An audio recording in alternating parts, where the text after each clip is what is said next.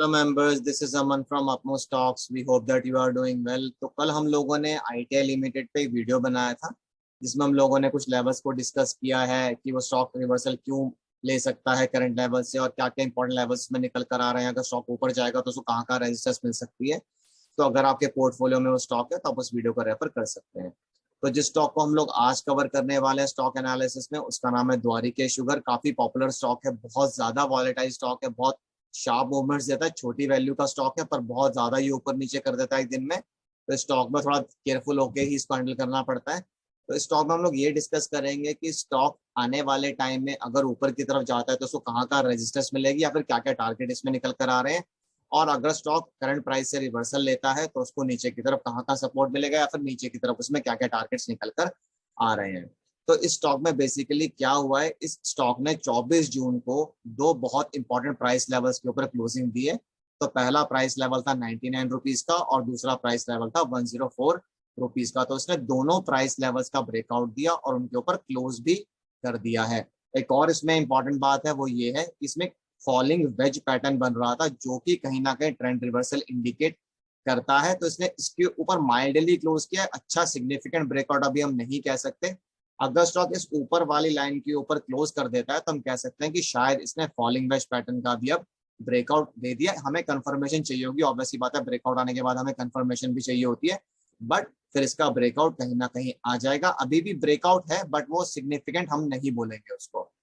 एक तो ये चीज हो गई। दूसरी चीज है कि आप देख सकते हैं कि जो वॉल्यूम है वो वॉल्यूम भी पिछले कुछ दिनों से काफी ज्यादा बेटर है।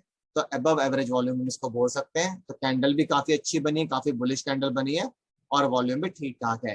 तो दो प्राइस लेवल्स के ऊपर इसने क्लोज किया है, पहला है 99 का और दूसरा है 104 का। तो ये दोनों प्राइस लेवल इसके लिए कहीं ना कहीं रेजिस्टेंस का काम कर रहे थे। तो मान लेते हैं कि स्टॉक 104 रुपए की प्राइस को होल्ड कर लेता है, वो इसके लिए क्रिटिकल प्राइस लेवल है। अगर स्टॉक इस प्राइस लेवल को होल्ड कर लेता है और ऊपर जाना शुरू करता है तो इसमें क्या क्या टारगेट्स निकल कर आएंगे वो डिस्कस कर लेते हैं।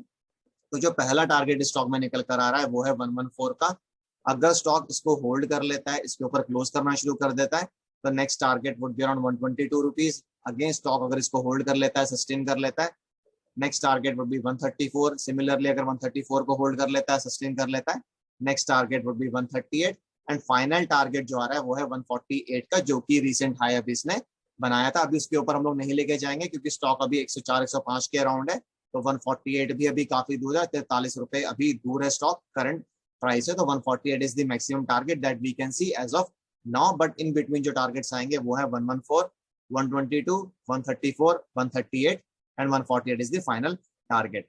पर हर लेवल के ऊपर इसको होल्ड करना पड़ेगा। ऐसा नहीं होना चाहिए कि 114 पे गया, टच किया, वापस नीचे आ गया और 104 के नीचे क्लोज कर दिया। किसी भी हालत में स्टॉक को 104 के नीचे क्लोज नहीं करना है।